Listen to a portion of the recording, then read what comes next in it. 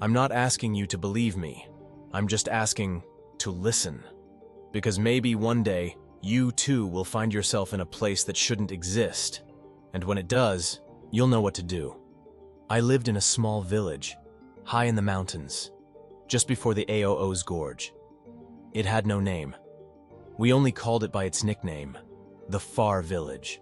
You couldn't find it on any map. We didn't even have a post office. Just a grocery store, an old church, and 13 families who lived as if time had never changed. I was born there. I grew up there. And if you had asked me then, I would have told you that I never wanted to leave, until October 13th came. It was a full moon night. My grandmother, who had not spoken for over 2 years, suddenly began to mumble words in her sleep. Don't come out. Hide. Close your eyes and mouth. The house smelled of burning. Not fire. Something else. Like burnt hair. But nothing was visible outside. No fire. No movement. Only the bells, which began to ring on their own 3 times.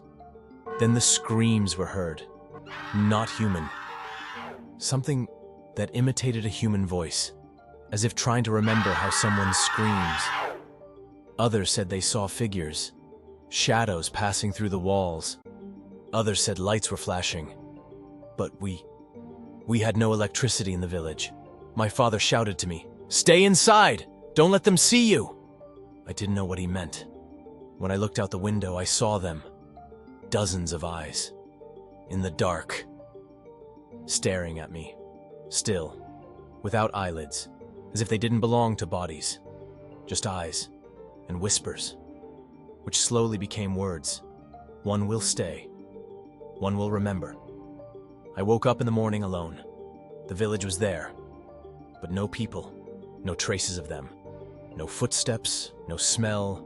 No clothes. As if everyone had vanished.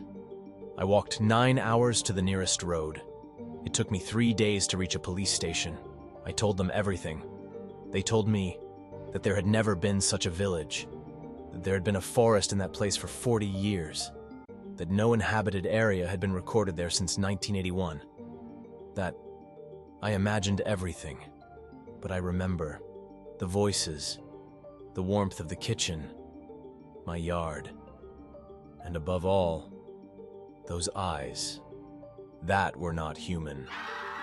I don't know why they let me live. Maybe because someone has to remember. Maybe because one day they'll come back and they want to find someone who will recognize them. If you ever find yourself near the fog and hear bells that can't be seen, don't look outside, don't answer, and don't try to remember, because you might experience something you should never remember.